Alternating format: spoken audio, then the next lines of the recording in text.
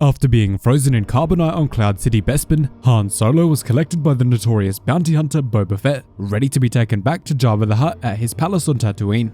Getting Solo to Tatooine, however, won't be easy once the rest of the galaxy hears about his value to Jabba. So, let's find out what Boba Fett did immediately after collecting Han Solo, and how his actions spark a war of the bounty hunters.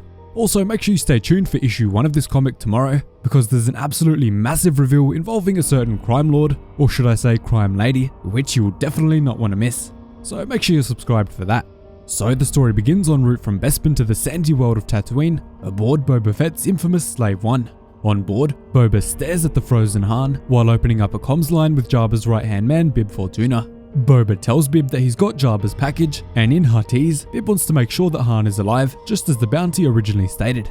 Boba assures Bib that Han will be arriving on Tatooine alive very soon, and to make sure that Jabba has his credits ready to go, because he doesn't want any complications. Just as he says this, however, the carbonite freezing chamber begins blaring out an alarm tone, leaving Boba deeply worried that his target might be unfreezing, and worrying Bib on the other end of the line even more. Boba is then forced to hang up on Bib, ensuring him that he will call back. But right now, there are more pressing matters at hand. Han is slowly unfreezing from the carbonite, and Boba needs to move quickly if he wants to stop it. At this point, Boba only knows one man who can fix his issue, so he immediately jumps to hyperspace to visit him. Following this, Boba arrives on the smuggler's moon, Nar Shaddaa, where he lands at the medical clinic of one of his local contacts. His contact is a Basilisk, the same species as Dexter Jettster. Boba quickly tells his old friend that the renowned Han Solo is inside the carbonite, and once he is delivered to Boba, the Basilisk doctor will receive double his usual fee. That is, if he can keep him alive. The doc reminisces that Solo was always the king of bad choices, and is somber to see that they finally caught up to him. Doc Ragon, however, tells Boba that he doesn't work on credit, and instead needs cash up front.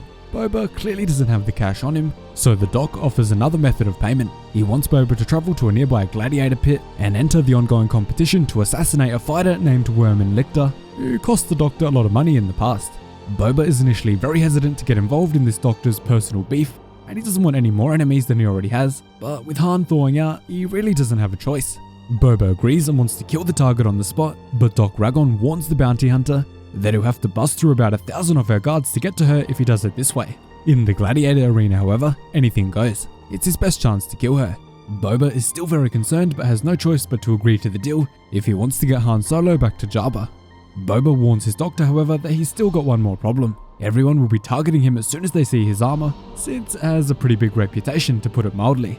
Dr. Ragon, however, has an easy solution. He will spray Boba's armor with some nano coating, which should evaporate off in a few days, and will conceal his infamous red and green color scheme. Boba agrees to this and asks one final question. What's this woman's ranking in the arena? Doc Ragon sternly responds, telling Boba that he needs to listen more carefully, because she is very valuable. She's the champion. Immediately following this, Boba rushes over to the arena to register for his fights, and is asked by the attendant what his name is.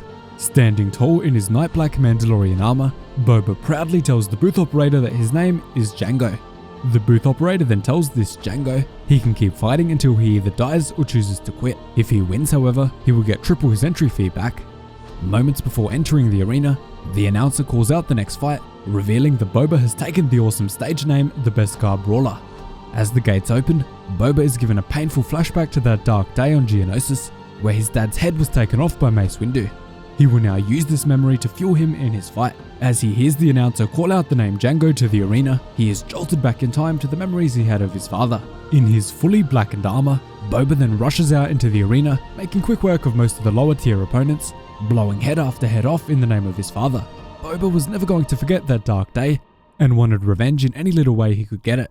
As this Jango continues to slice the heads off of every competitor, the announcer even calls him out, saying, "I'm starting to think Jango just hates heads," which of course he does, fueled by Mace Windu's actions on Geonosis. Boba continues on his killing spree, defeating anyone who comes up against him, all with one thing in common: death by a blow to the head. Following this, Boba is left as the final man standing, giving him a shot at the title, and more importantly, giving him a shot at facing Worman Lictor. After moving inside of the nearby hall, waiting for his big title fight, one of the other fighters strikes up a conversation with him and is not sure whether he should feel jealous or sorry for the black armored fighter. Boba is confused by this and asks what he means, to which he is told that he's going up against Worman Lictor, the long-time champion. Of course, Boba already knows this, but the other fighter warns him that he would be wise to take his winnings and back down while he still has a heartbeat. Boba simply brushes this off, telling him, "I could use a good payday," before standing up and facing the Arachnid champion. The announcer calls out the main card event, with the promising upstart Django taking on the reigning champion Worman Lictor. The terrifying Worman Lictor stands up, ready to attack Boba with 2 blasters in hand, but Boba is ready to repel anything that comes his way. Using his jetpack, Boba zooms through the air before unleashing a flurry of wrist rockets at the creepy champion, knocking her blasters cleanly out of her hands. Boba then activates his flamethrower, scorching his 8-legged opponent, but she's having none of it. She immediately unleashes a stream of webs at Boba, temporarily tying him up and disabling his jetpack for the rest of the fight. He's on his own now. The spider-like champion then leaps into the air, hoping to drop down on Boba, but he immediately lifts his vibroblade from his belt and slices one of her legs cleanly in half, giving him the upper hand. Unfortunately, literally a few moments later, Boba's black armor is pierced by one of her other sharp legs, leaving Boba in severe pain, bleeding out all over the arena floor. Boba knows that this is the closest he's been to death in a while, and is quietly impressed with his opponent, but knows he still has a job to do. He must kill her no matter what. If he doesn't, Han Solo will soon unfreeze, and Boba will have to face the wrath of Jabba. That's something he definitely does not want to do. Boba, however, has one more Mandalorian trick up his sleeve. He reaches over to his gauntlet and activates the self-destruct switch on his jetpack, erupting the entire arena into a mass of smoke and flames, which sends a pile of rubble to crush Worman Lictor to death once and for all.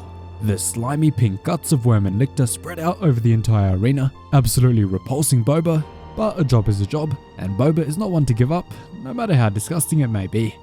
Boba has now completed his bounty job for the Doctor. After finally taking down the champion, Boba goes to collect his winnings, but is stopped by Worman Lictor's guards, who want to hold the money for him. Boba really doesn't care about the money at this point, so he just lets them keep it, eager to return back to the Doctor to get moving with Han Solo.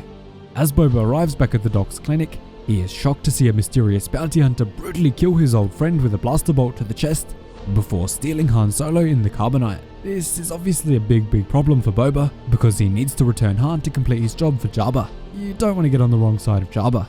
Back at Jabba's palace, Bib Fortuna reports to Boba that the great and powerful Jabba is growing impatient for his prize, warning Boba that he should know better than to disappoint the exalted and wise Hutt. Boba assures Jabba and Bib that he is on his way with Han, but it's going to take a minute. And so begins the War of the Bounty Hunters. So make sure you're back here on the channel tomorrow to find out which bounty hunter stole Han Solo from Boba, and make sure you leave a comment down below telling me which bounty hunter you think it is. I'm sure some of you can probably guess it, so let me know what your guess is down there in the comments. And there's a massive reveal in that comic which I can't wait to share with you guys. This reveal is truly massive and will have some deep connections to the upcoming Star Wars TV series and possibly even a movie. So that is Star Wars War of the Bounty Hunters Issue 0. Thanks so much for watching, really hope you enjoyed the video. Cheers guys, hope to see you in the next one.